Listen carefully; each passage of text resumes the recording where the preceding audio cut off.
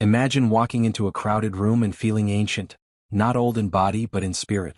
You hear the chatter, see the flashing screens, yet something deep inside whispers, "I've been here before." If that sounds familiar, you may be what poets and mystics call an old soul. The idea of the old soul is older than recorded history. Ancient Hindu texts speak of the Jivatman, the eternal traveler reborn again and again. Greek philosophers like Plato wrote of knowledge remembered from previous lives. Even modern psychology borrows the term to label people who seem unusually reflective for their age. Whether you believe in literal reincarnation or see it as metaphor, the phrase captures a recognizable phenomenon. People out of step with the era they inhabit. Minds wired for depth rather than speed. Hearts strangely nostalgic for times they never lived. In every century, society has marveled at children who prefer adult conversation, at teenagers who journal like philosophers, at young adults who choose grandparent-style hobbies.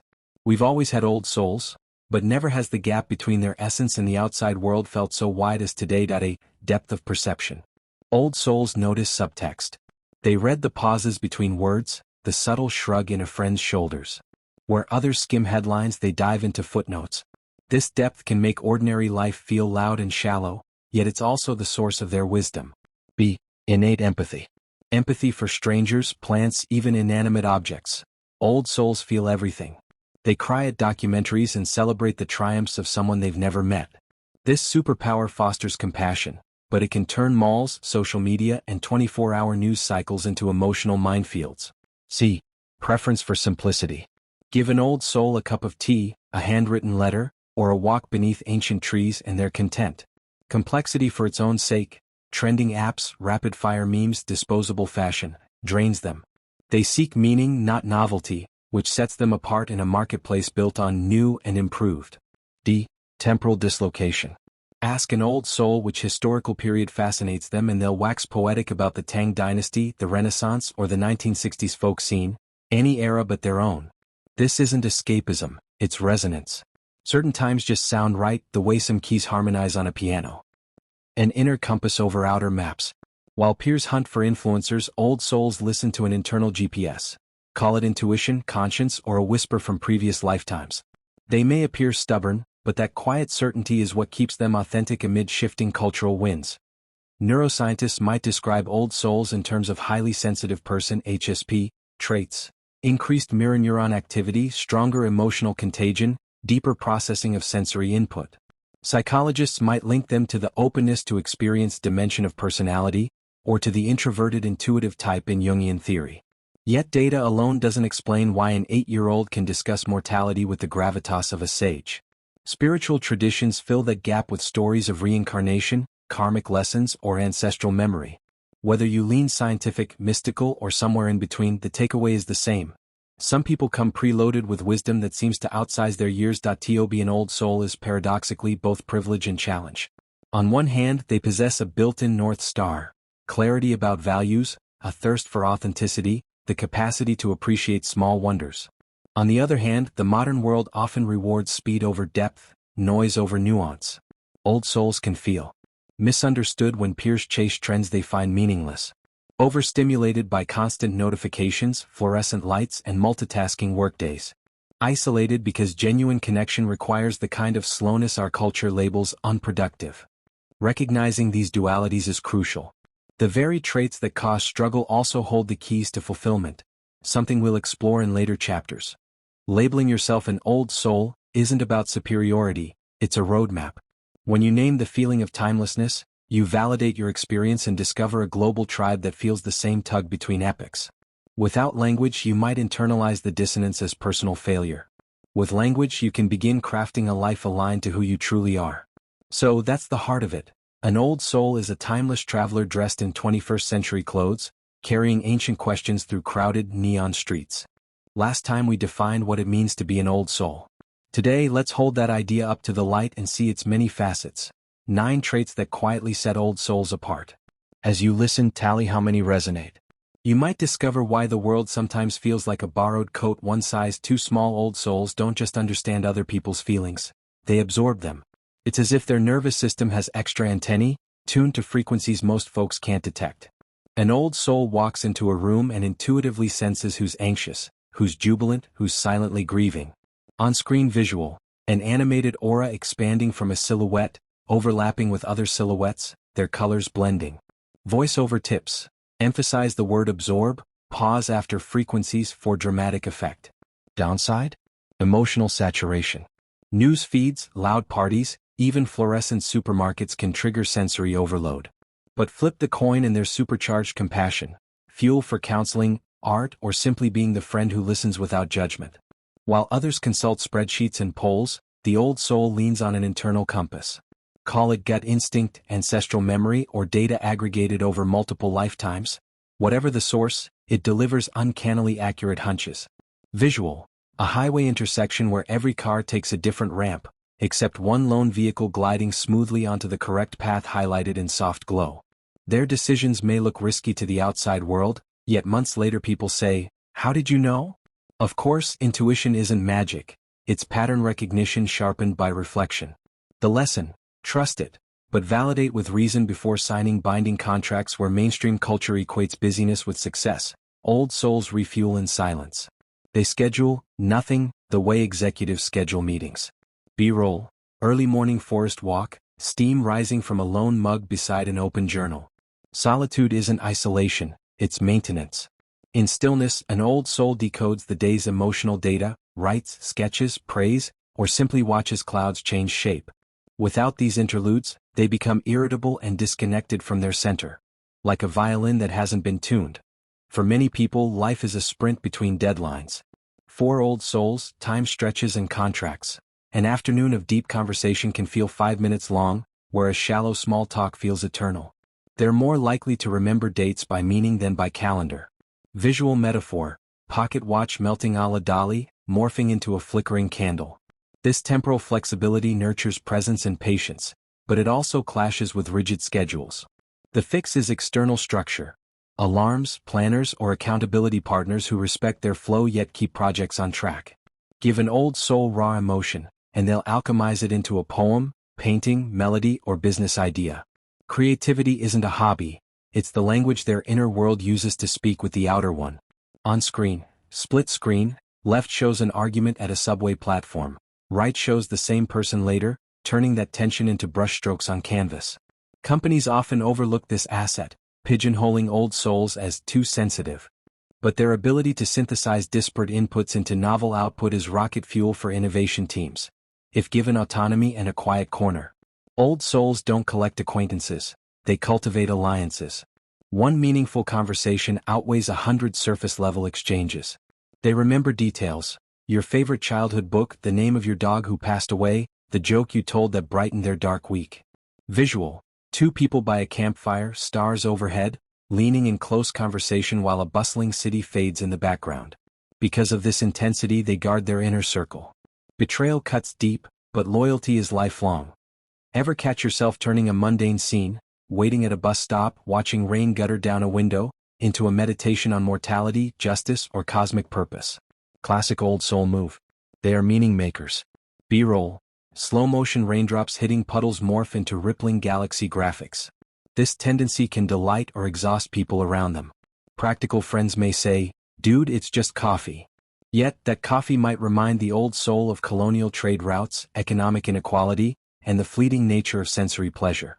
Their challenge is balancing cosmic questions with daily tasks, existentialism and paying the electric bill. Even when they're not officially minimalists, old souls instinctively curate. They'd rather own a single fountain pen with family history than a drawer full of disposable ones. Experiences trump possessions. Quality crushes quantity. Visual: camera pans across a cluttered desk, then snap zooms to a streamlined workspace with a single vintage pen centered on a leather notebook. Paradox: this simplicity can seem austere to others, yet it frees cognitive bandwidth for their true priorities: learning, service, wonder. Ask an old soul their life's mission and they'll answer, maybe not in elevator pitch form, but the beacon's there. Heal others, teach wisdom, protect nature, craft beauty. It operates like a North Star, silently realigning them whenever they drift. On-screen graphic: a compass rose morphing into a lighthouse casting beams across dark water. Purpose offers resilience during layoffs, breakups, or political turmoil, storms that toss many vessels off course. Yet it can also breed restlessness if daily work feels disconnected from that calling. Bridging the gap through side projects, volunteering, or a career pivot is crucial for their well-being. Add these 9 traits together and you begin to see the old soul blueprint. A heart wired for empathy, a mind tuned to meaning, and instincts calibrated for slow beauty in a fast, disposable era. No single trait is exclusive. Plenty of young souls feel lonely or creative, but the combination forms a distinct resonance, like minor key music, haunting, tender, unforgettable. If you checked 6 or more boxes, congratulations, you're probably walking Earth with a chronically ancient spirit. Remember, these features are strengths miscast as weaknesses by a world optimized for speed, volume, and surface gloss. Nurture them and they become lanterns not just for you but for everyone caught in the dark. Eastern lineage. Hinduism's Sastra cycle claims consciousness is recycled until it masters Dharma. An old soul is simply a traveler with many stamps on its cosmic passport. Buddhism refines the idea. Karmic imprints, not a permanent self, pass forward, but depth arises from accrued insight. B. Western echoes. Plato's Meno speaks of anamnesis, knowledge remembered from lives before birth. Certain Gnostic sects taught that souls descend through planetary spheres, gaining wisdom each round. Even early church theologian Origen flirted with pre-existence of souls before the doctrine was anathematized. See, modern mystics. 20th century hypnotherapist Dr. Michael Newton interviewed thousands under regression who described between-life classrooms. They reported choosing challenging incarnations to accelerate growth. Old souls pick advanced courses, hence their early gravitas. Takeaway: this viewpoint frames old souls as postgraduate students in Earth School, carrying coursework from previous semesters. Science, wary of metaphysics, seeks heritable clues. Twin studies show temperament is highly genetic. Perhaps certain allele clusters predispose people toward introversion, high sensitivity, or enhanced mirror neuron activity, traits we brand old soul. Recent epigenetic research reveals that trauma, wisdom, and even dietary shifts leave chemical sticky notes on DNA, influencing descendants. If ancestors endured famine or practiced deep contemplative traditions, the resulting epigenetic markers might prime grandchildren for vigilance or inward focus. So, under the microscope, an old soul could be ancestral experience written in code, not reincarnated consciousness, but inherited adaptation giving depth from day one. Physicists like Roger Penrose proposed that consciousness arises from quantum processes in microtubules of brain cells. Enthusiasts stretch this to suggest memory might entangle across timelines. If multiple universes coexist, a particularly tuned brain could pick up echoes from parallel selves, explaining déjà vu and uncanny wisdom. Admittedly, evidence is speculative, but it gifts a dazzling metaphor. An old soul as an antenna receiving broadcasts from infinite versions of itself, compressing lifetimes of data into a single awareness. Carl Jung argued that beneath personal memories lies a shared layer of symbols, archetypes lodged in every psyche. Old souls may be born with thinner veils between conscious mind and this mythic reservoir. Where others dream of pop culture scraps, they dream in alchemical glyphs and ancient temples. Neuroscientists corroborate partially. Liminal state EEG scans show heightened theta activity among highly sensitive people, a brainwave range tied to deep imagination and archetypal processing. Thus, an old soul might be someone whose factory default firmware boots up with access to humanity's long-term cloud storage. Indigenous wisdom often skips mechanism and asks why old souls appear. In many First Nation stories, elders in tiny bodies volunteer to guide tribes through upheaval, colonization, climate shift, cultural amnesia. Similarly, in West African Ifa, spiritually advanced Abiku children return repeatedly until their communities listen to ancestral counsel. Modern social theorists echo the function. Periods of rapid technological change spawn counterbalancing voices urging caution and depth. From this lens, old souls are adaptive antibodies in civilization's bloodstream, produced whenever speed threatens to outrun meaning. Strip away jargon and each theory answers one facet. How can a young face hold ancient eyes? Whether it's karmic memory, epigenetic inheritance, quantum bleed-through, archetypal access, or a cosmological call-up, the pattern points to a simple truth. Some people show up carrying more story than one lifetime could write. Ask yourself, which narrative feels warm in your chest? Reincarnation? Family DNA? Cosmic purpose? Your answer doesn't need peer review. It's a breadcrumb leading you toward a worldview that empowers rather than confines. Honor the tale that makes you kinder, steadier, more alive. The 21st century is obsessed with velocity. Information updates every second. Success is measured in how fast you respond, how quickly you grow, how much you can produce before breakfast. In this environment, slowness is misunderstood as laziness, and reflection is mistaken for hesitation. This system favors personalities who thrive in hustle culture. Multitaskers, quick thinkers, and relentless doers. But old souls? They move like tree roots, not lightning bolts. They value process over outcome, and productivity often means something internal. An emotional breakthrough, a philosophical question fully explored, or a deep conversation that reshapes worldview. The modern world praises momentum, not depth. We want viral, not vital. Trends, not truths. Algorithms reward volume, not value. The result? A fundamental mismatch between the old soul's natural rhythm and the world's accelerating beat. Old souls aren't interested in surface-level engagement. They crave depth, in conversation, connection, creativity, and even crisis. But today's dominant culture is a mile wide and an inch deep. Social media trains us to scroll, not stay. Streaming platforms drop entire seasons overnight. News comes in memes, relationships in swipeable bios. This shallowness can feel suffocating. To the old soul, depth is breath. They want to sit with an idea, not skim it. They want to talk about the soul, not just the weather. And they ache when people respond with emojis to truths that deserve tears. Example: an old soul might write a heartfelt message and receive a thumbs up in return. That tiny gesture, meant to be quick and convenient, feels like emotional starvation. In a fast world, depth is inconvenient. But for old souls, it's the only language they truly speak. Visual B-roll: a person writing in a journal by candlelight, contrasted with someone doom scrolling through TikTok, eyes glazed over. This depth doesn't make them better than others, but it does mean they process life differently. And often more slowly.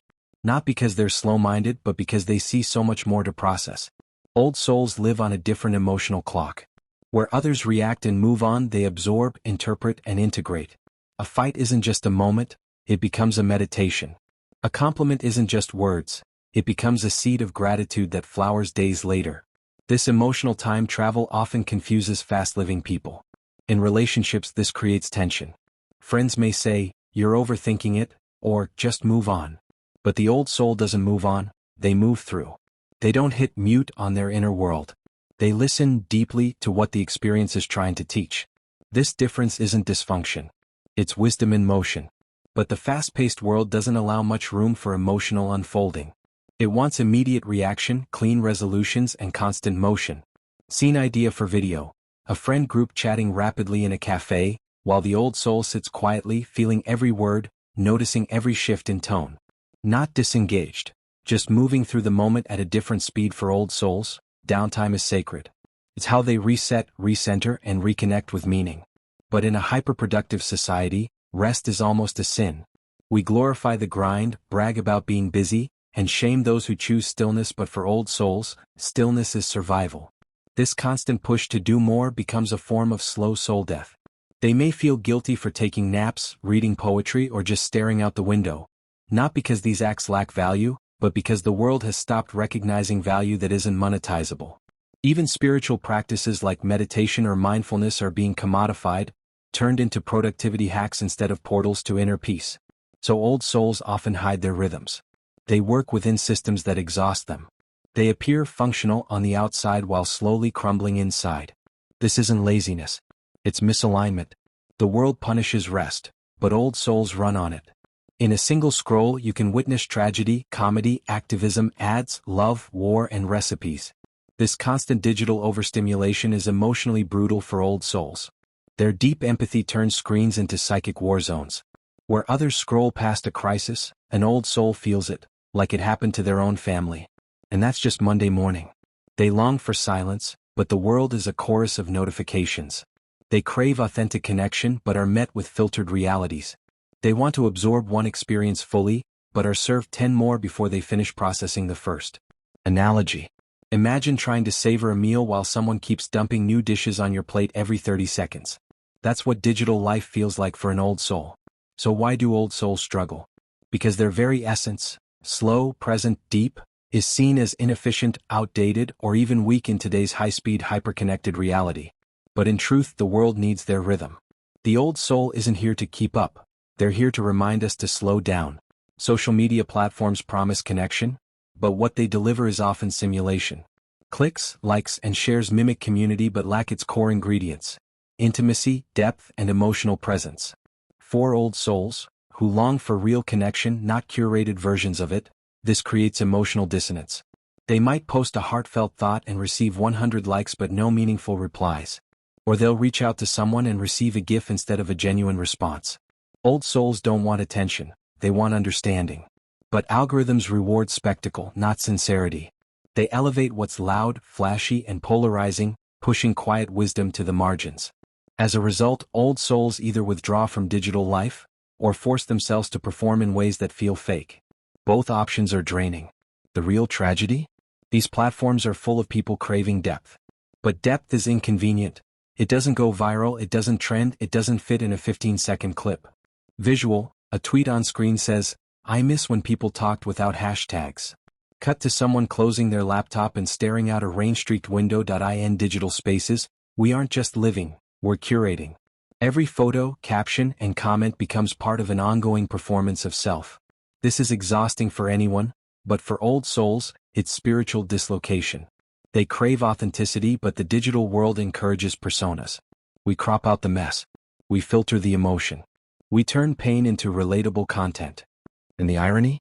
Even when old souls try to be authentic online, it can feel like performing vulnerability, which cheapens the very truth they want to share. It's hard to speak from the heart when the room you're speaking to is always clapping or judging. Old souls often feel like ghosts in digital rooms, visible yet not seen, surrounded yet profoundly alone. Their essence doesn't thrive in a place where identity is pixelated and humanity is compressed into sound bites. In the digital age, we're drowning in content, but starving for meaning. Every day, billions of videos, images, blogs, and texts flood our attention. And most of it? Fleeting. Surface level. Designed for dopamine, not depth. For the old soul, this flood isn't just overwhelming, it's spiritually noisy. They don't just consume content, they feel it. A single news headline might stay with them for days. A beautiful quote might send them spiraling into thought. But the world moves on. Next video. Next scroll. Next trend. There's no time to digest, let alone reflect. It's like being fed an endless buffet when all you want is one honest, nourishing meal. The result? Cognitive fatigue, emotional fatigue, even spiritual fatigue. Old souls begin to tune out, not because they're indifferent but because their systems aren't built to process constant, shallow stimulation. They need quiet. They need truth. But the digital realm offers very little room for either. In digital spaces, relationships often begin with profiles, not presence. We assess each other based on bios, pictures, follower counts, and mutual likes, before a single real conversation happens. For old souls, this reduction of human depth is heartbreaking. They want eye contact, not emojis. Unfiltered laughter, not curated captions. Conversations that wander, not text bubbles that vanish. Dating apps especially highlight this disconnect. Compatibility becomes a checklist. Attraction becomes a swipe. But old souls aren't looking for good on paper. They're looking for resonance, someone whose silence feels safe. In friendships too, superficiality creates emotional hunger. People talk but don't listen. They share but don't connect. They show up physically but aren't emotionally present. You can't build soul-level connection when everyone's playing a role. Old souls often find themselves lonely in groups, misunderstood in social circles, or too intense for casual acquaintances. But the truth is, they're not asking for too much. They're just asking for what the world has forgotten how to give. We now live in an age where AI can write poems, filters can create perfect faces, and entire realities can be faked. Everything is upgradable, customizable, even replaceable. But for old souls, who seek essence not polish, this artificiality is disorienting. What's real anymore? Is beauty still beauty if it's generated? Can we trust what we see, or even what we feel? Old souls often recoil from the artificial. They prefer a wrinkled photo to a photoshopped one. A flawed story to a perfect lie. A face with lines to a filter. In a world obsessed with flawless illusions, old souls crave the flawed truth. So why do old souls struggle in the digital world? Because the soul isn't clickable. It can't be compressed, commodified, or quantified. It speaks in silence, not sound bites. It values presence over performance. And yet, old souls are still here holding space. Whispering wisdom in a world shouting nonsense. Not giving up, but quietly showing us what's real. The modern world tells us, earn more, own more, be more. But the old soul asks, for what? Behind all the hustle lies a haunting question. What if success as we define it is just another distraction from meaning? We live in an era where worth is measured in possessions. The car you drive, the brand you wear, the square footage you own, these become symbols of identity. It's not just consumerism. It's culture. From childhood, we're fed the idea that accumulation equals achievement. Success is pictured as upward mobility, material growth, and visible prosperity. You win by having more money, more followers, more likes, more stuff. But for old souls this feels empty, even offensive. They look at a $10,000 handbag and think of 100 families who could eat for a month. They see luxury not as inspiration, but as insulation from what's real to the old soul. Meaning will always outweigh money. That doesn't mean they reject comfort or beauty. Many old souls love craftsmanship, quality, and abundance, but only when it serves purpose, not pride. When things become distractions from truth, or masks for pain, they quietly step away. Visual tip: show quick flashes of minimalist living, one cherished object, a cozy corner, a hand-knit scarf, versus the chaotic noise of mall culture.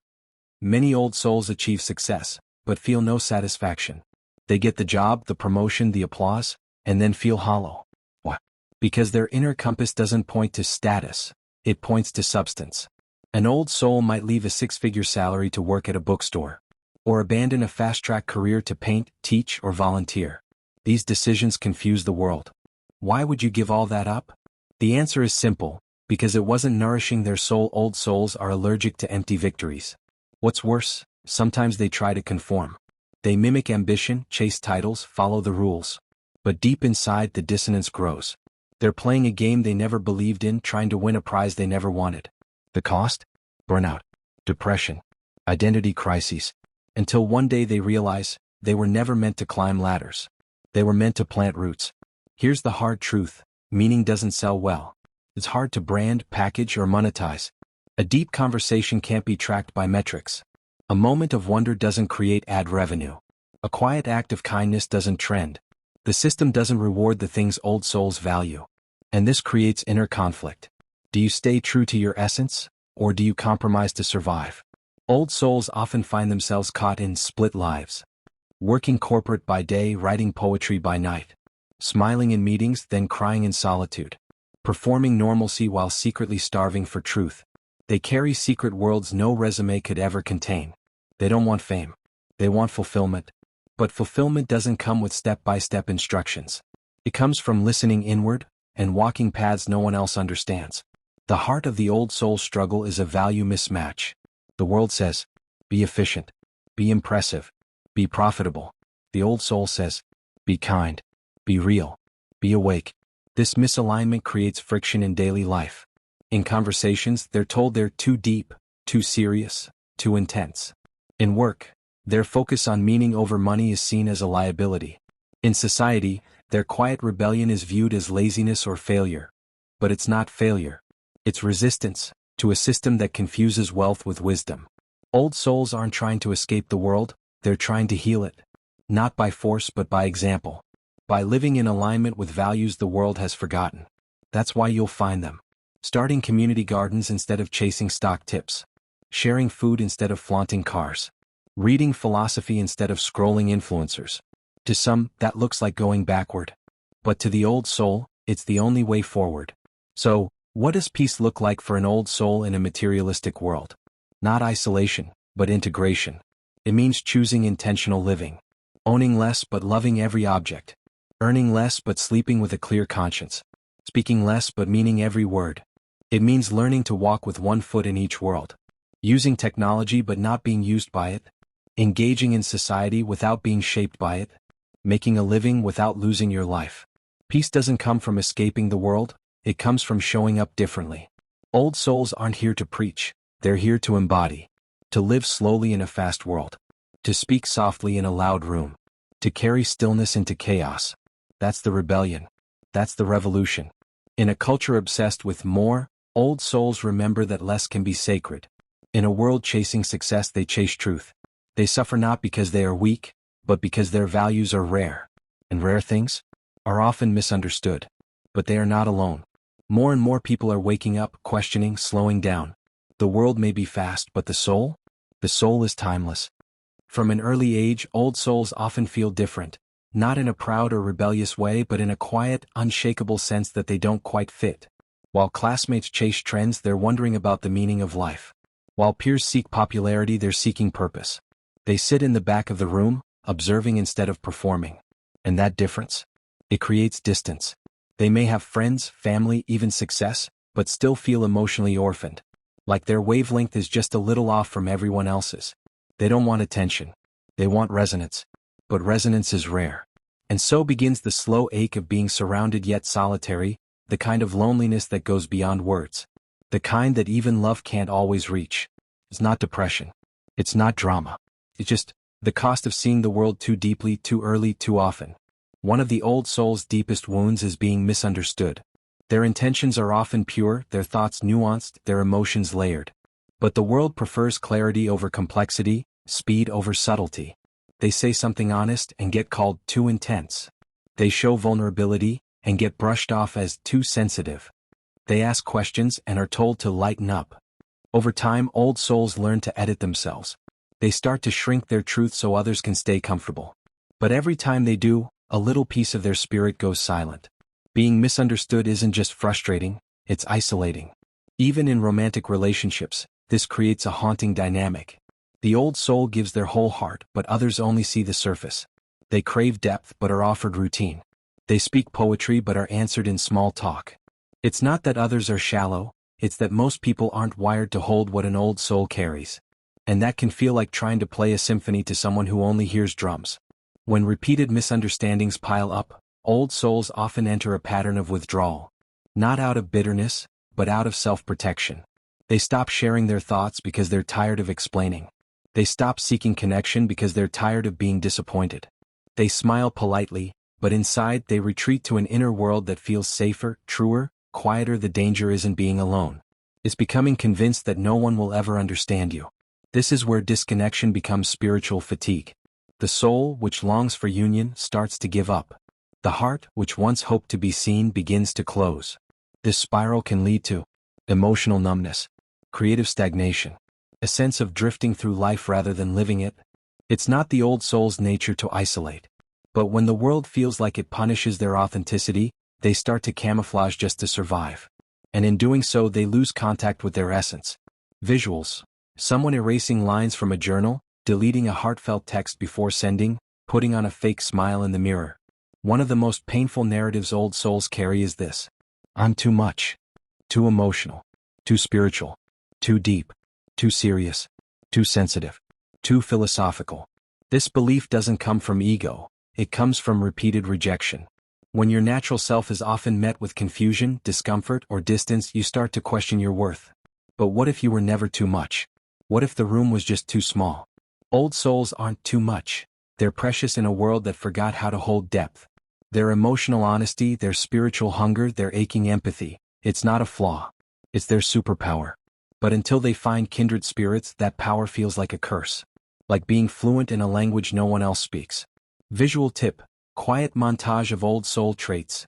Pausing to comfort a stranger, weeping during a song, staring up at the stars in wordless awe. That here's the paradox. Loneliness isn't just pain, it's also a portal. A doorway into spiritual maturity. Into self-knowledge. Into awakening. In solitude, the old soul hears their own voice clearly, maybe for the first time. They begin to understand that their longing for connection isn't weakness, it's their blueprint. They're wired for soul-level contact, which means surface-level noise was never going to satisfy them. The old soul doesn't just want connection, they were made to remember it. And this remembering? It guides them toward others who feel the same. Not quickly, not easily, but inevitably. Because loneliness refines the heart. It softens the ego. It prepares the soul for real resonance. So if you're feeling misunderstood, distant, unseen, know this: you are not broken. You are not too much. You are simply rare. And rare things often walk alone before they are recognized. Loneliness may feel like exile, but for the old soul, it's also a sacred rite of passage. Through it we shed illusions. And what remains is real, is you. Have you ever missed a place you've never been? Or longed for someone you've never met? That aching homesickness, unattached to any city or person, is not your imagination. It's the echo of a soul remembering where it truly belongs. Old souls often carry a quiet, indescribable yearning. It's not for a thing, but for a feeling, a sense of ease, a sense of knowing, a sense of home. But this home doesn't exist on Google Maps. It's not a building or even a person. It's a frequency, a way of being, a vibration of truth and safety that the soul once knew and longs to return to. Some say this homesickness is the memory of past lives, times and places where the soul felt whole, connected, seen.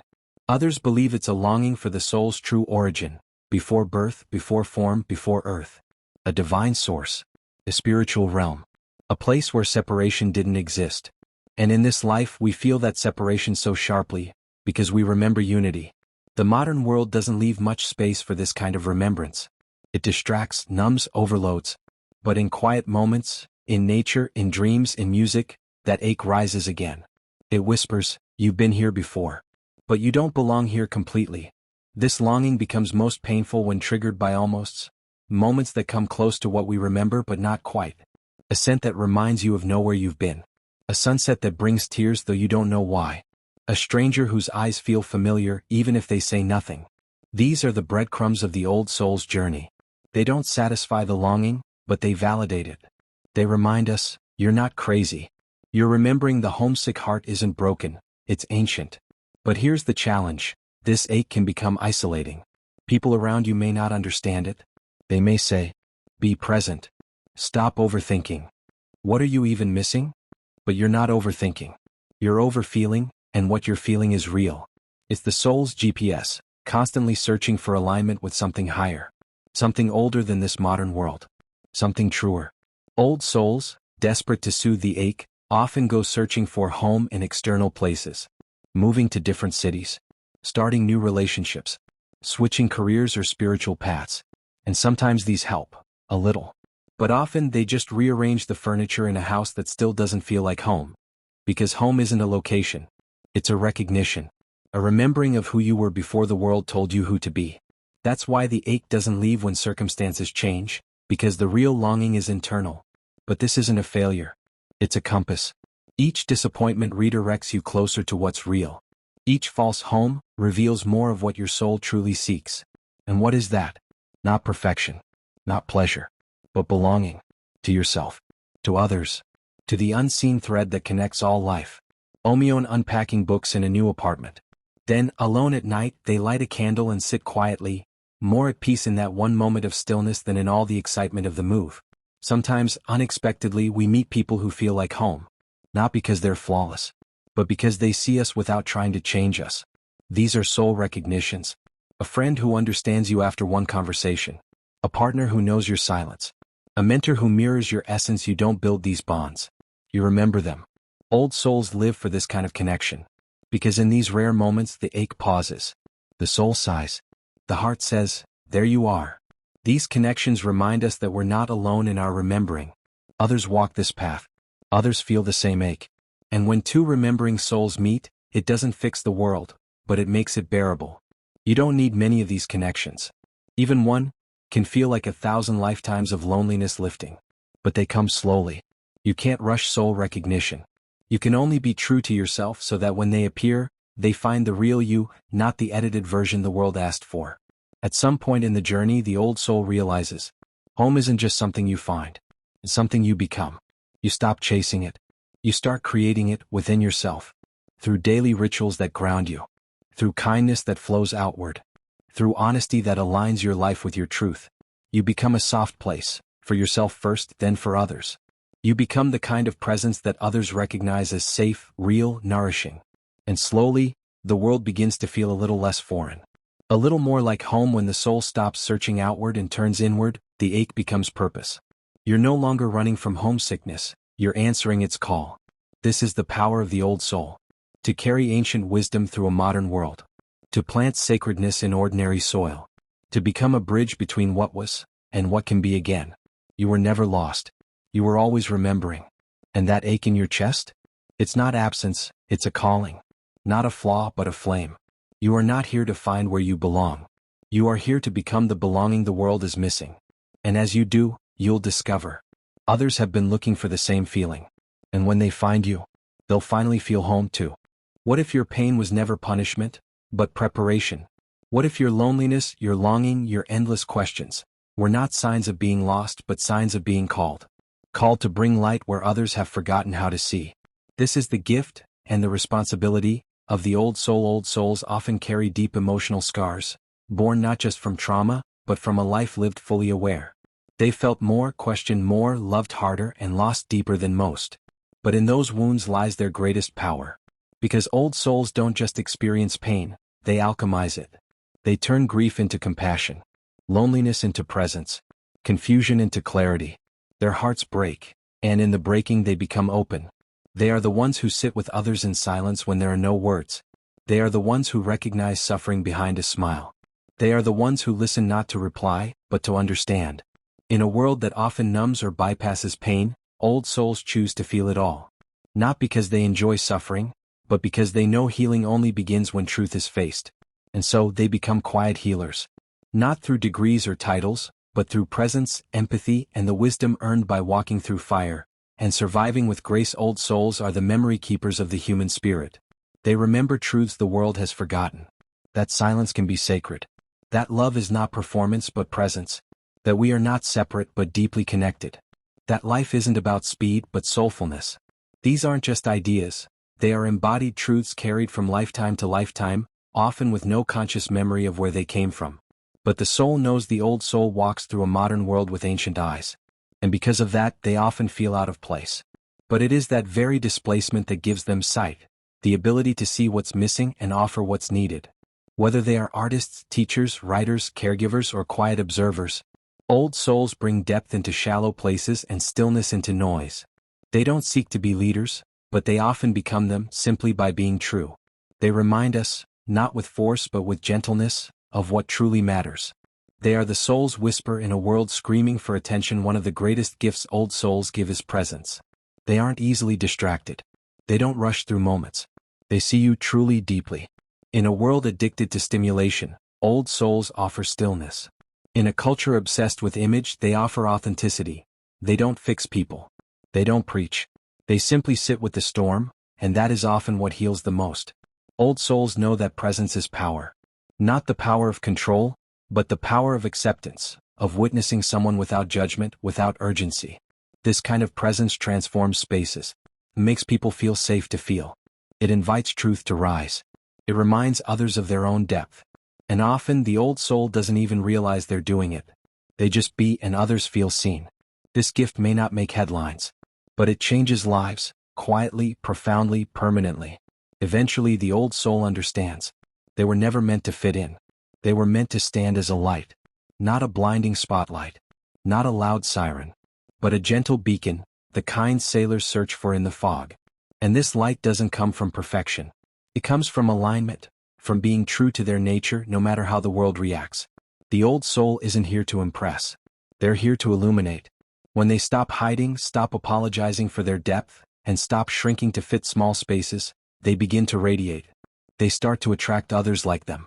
They create safe spaces, online, in communities, in conversations, where others can rest, reflect, remember. This is how old souls fulfill their purpose. Not by doing something huge, but by becoming fully themselves. In doing so, they give others permission to do the same. They don't escape the world. They quietly, lovingly reshape it. The old soul's journey begins in confusion. Why am I different? Why do I feel so much? Where do I belong? But as the path unfolds, those questions soften. Loneliness becomes solitude. Longing becomes remembering. Pain becomes purpose. And the greatest realization dawns. They were never here to adapt to the world. They were here to help the world evolve. The old soul is not broken. They are a bridge between past and future, spirit and matter, silence and song. And by walking their path with courage, by refusing to numb or pretend, by choosing truth over comfort, they become what the world needs most. Not more speed, not more noise, but more soul. So if you've ever felt too deep, too tender, too different, know this: you are not alone. You are not too much. You are an old soul, and that is a gift. Let your light be quiet but undeniable. Let your presence be simple but sacred. And let your journey, no matter how slow, be the reason someone else dares to go deeper. You are not here to escape the world. You are here to help remember its soul. Thank you for walking this journey. If you felt seen, if your soul was stirred, this message was always meant for you. You're not alone. You never were. Final visuals, sunset. A hand releases a lantern into the sky. Fade to stars. Fade to black.